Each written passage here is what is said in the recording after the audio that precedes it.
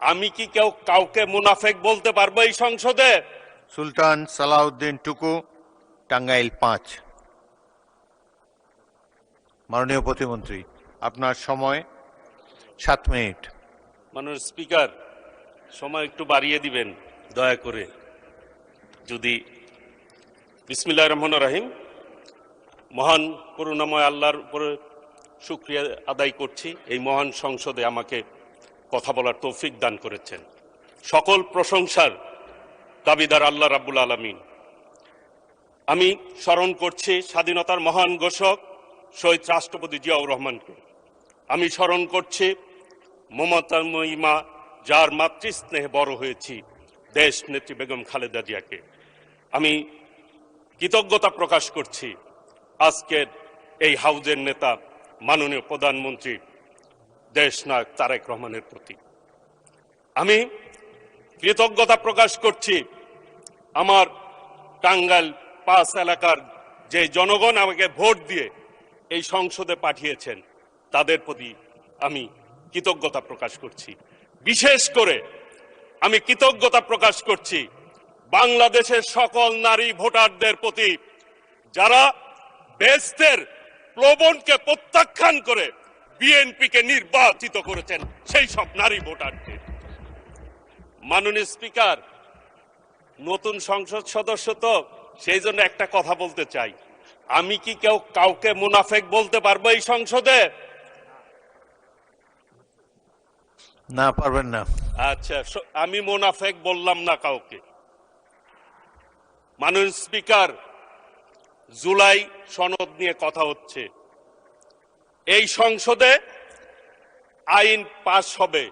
আমরা আইনের পাশ করার জন্যই জনগণ আমাদেরকে পাঠিয়েছে। আইনের বিপক্ষে কথা বললে হবে?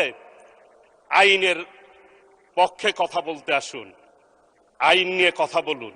ওনারা বেল আইনে চলতে চায়, কোনো আপত্তি নেই। মাননীয় স্পিকার, জুলাই আন্দোলন নিয়ে কথা হয়েছে। আমি ওই সময় জেলখানায় ছিলাম। জামাতের সাধারণ সম্পাদক গোলাম পারওয়ার সাহেব আমার পাশের সিটেই ছিলেন। আমি ম্যাক্সিমাম সময় তাকে আমার বালিশটা দিতাম তাদেরকে শোয়ার জন্য।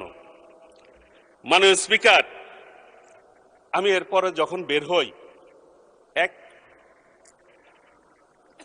টেলিভিশনে দেখলাম শিবিরের সভাপতি বলছে উনি নাকি ওই টাইমে বাজার করেছেন, আর ছাত্র দলের সভাপতি রাস্তায় আহত হয়েছে পুলিশ দ্বারা। তাহলে জুলাই আন্দোলন নিয়ে কার কি ভূমিকা? এই আওয়ামী লীগের মতো আচরণ।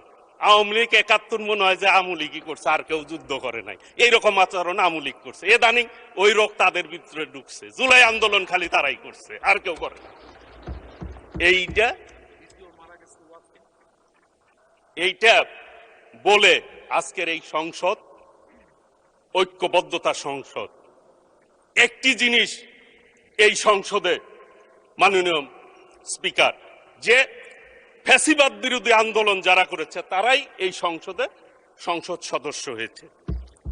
জুলাইয়ের সনদ নিয়ে কথা বলে যে গণভোট, আমাদের মাননীয় প্রধানমন্ত্রী গণভোটের পক্ষে কথা বলেছে। আমরা 51%-এর প্রায় অধিক কিন্তু আমরা প্রতিনিধিত্ব করি। কাজে 70 ভাগের মধ্যে 51 ভাগ মানুষ আমাদের কথায় ভোট দিয়েছে, আমাদের নেতার কথায় ভোট দিয়েছে। সেটা স্মরণে রাখতে হবে। কথায় কথায় বলেন যে আওয়ামী লীগের মতো ফ্যাসিবাদের মতো আচরণ ঢুকে গেছে। 2 মাসের সরকার, কিন্তু এটা কিন্তু 5 বছর, মনে হয় যে 5 বছর সরকার আমরা শুরুই করলাম না, তার আগেই যত সব অভিযোগ। এই 2 মাসে কি কি করছেন মাননীয় প্রধানমন্ত্রীর নেতৃত্বে, সেই কথাগুলি কিন্তু একবারও বলেন না। গতকাল একটি সমাবেশের বক্তৃতা শুনলাম আর কি, বিভিন্ন ইস্যুতে তারা কথা বললেন, জাতীয় ইস্যুতে। মাননীয় স্পিকার, এইটা কিন্তু 8 সালের নির্বাচন মার্কা সরকার না, এটা 14 সালের নির্বাচন মার্কা সরকার না, 18 সালের নির্বাচন মার্কা সরকার না, এটা 24-এর এর সরকার না, আমি ডামির সরকার না, জনগণের প্রত্যক্ষ ভোটের সরকার। কাজেই হিসাব করে পথ চলা উচিত। কথায় কথায় বলে ফেলেন, নিঃশেষ করে দিবেন কাদেরকে, নিশ্চিহ্ন করে দিবেন কাদেরকে? মাননীয় স্পিকার, মহান স্বাধীনতার ঘোষক শহীদ রাষ্ট্রপতি জিয়াউর রহমানের দল বিএনপি, যার নেতৃত্বে এই দেশ স্বাধীন হয়েছে, এরপরে বাংলাদেশে তিনটা গণ অভ্যুত্থান হয়েছে। যদি আমরা ধরি স্বাধীনতার পর ৭৫-এ বিপ্লব হয়েছে, নেতৃত্ব দিয়েছেন শহীদ রাষ্ট্রপতি জিয়াউর রহমান, সেই দল বিএনপি। ৯০ একটি গণ আন্দোলন হয়েছে, তার নেতৃত্ব দিয়েছেন দেশ নেত্রী বেগম খালেদা জিয়া। আর ২৪ আন্দোলন হয়েছে, নেতৃত্ব কে দিয়েছেন? মাননীয় প্রধানমন্ত্রী সহ বাংলাদেশের আপামর জনতা। সেটি কিন্তু আমাদের মাননীয় প্রধানমন্ত্রী সবাইকে সম্পৃক্ততার কথা বলেছেন। যারা আমিডামি নির্বাচন করে, যারা জনগণ থেকে প্রত্যাখ্যিত, তাদের সাথে বিএনপির তুলনা করেন। এই জন্য বললাম, মাননীয় স্পিকার, চান আমাদের মাননীয় সংসদ সদস্য চান ভাই ওইখানে রয়েছেন, তিনি বলেছেন ওনাদের সাথে একসাথে জেল খাটলাম, এখন ভাব বুঝতেছি না ঘটনা কি। মাননীয় স্পিকার, আমিও কথাবার্তায় ভাব বুঝি না, সংসদে কয় এক কথা, বাইরে যায় এক কথা। সেই জন্য আমি আপনাকে জিজ্ঞেস করছিলাম আমি মোনাফেক বলবো কিনা। যেহেতু আপনি না করছেন, আমিও আর বললাম না।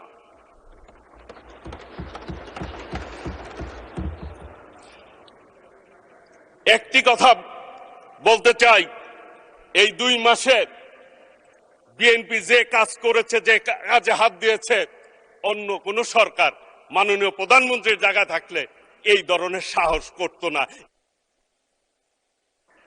মাননীয়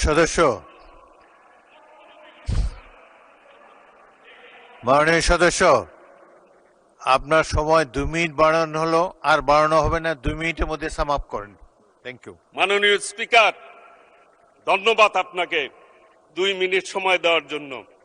আপনার এলাকায় আমি নির্বাচন করতে গিয়েছিলাম, উপনির্বাচন, সেই জন্য আপনি ৪ মিনিট দিতে পারতেন আমাকে। মানে স্পিকার, ২ মিনিটের মধ্যেই শেষ করব।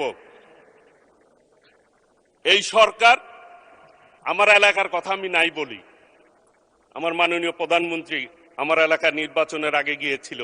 উনি ওই নির্বাচনে আমি দাবি করেছিলাম, উনি বলছে করে দিবে, আমার বিশ্বাস আছে আস্তে আস্তে ইনশাল্লাহ, সেই জন্য বললাম না।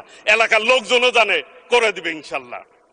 আমি শুধু বলতে চাই, আন্দোলন করে করে বিএনপি গত ১৭ বছর এই জায়গায় এসেছে। কাজেই আন্দোলনের ভুল ব্যাখ্যা দিয়ে মানুষকে বিভ্রান্ত করে কোনো লাভ হবে না। আপনারা ৯৬ সালে ভুল করেছিলেন, আওয়ামী লীগকে ক্ষমতায় আসার সুবিধা করে দিয়েছিলেন। এখনো ভুলের রাজনীতিতে আছেন। ৮৬-তেও করছেন, ৯৬-ও করছেন, ভুলের রাজনীতিতে আছেন। একটা কথা বলে যাই, এইবার যুদ্ধের কথা বলেন, বিভিন্ন কথা বলেন, একটি কথা বলতে চাই, এই সংসদকে সাক্ষী রেখে আগামী দিনে কোন আন্দোলন হলে, সংগ্রাম হলে বাংলাদেশের মানুষের পক্ষে হবে। হেরে যাবে রাজাকার, জিতে যাবে বাংলাদেশ ইনশাল্লাহ। কাজেই আগামী দিনে আসুন ঐক্যবদ্ধভাবে এই সংসদকে জনগণের প্রত্যাশা অনুযায়ী আমরা আমাদের বিবেককে সামনে রেখে আমরা কাজ করি। এই সংসদে যেভাবে জনগণ আমাদেরকে ভোট দিয়েছে, সেই প্রত্যাশা আমরা। ধন্যবাদ মাননীয় সদস্য।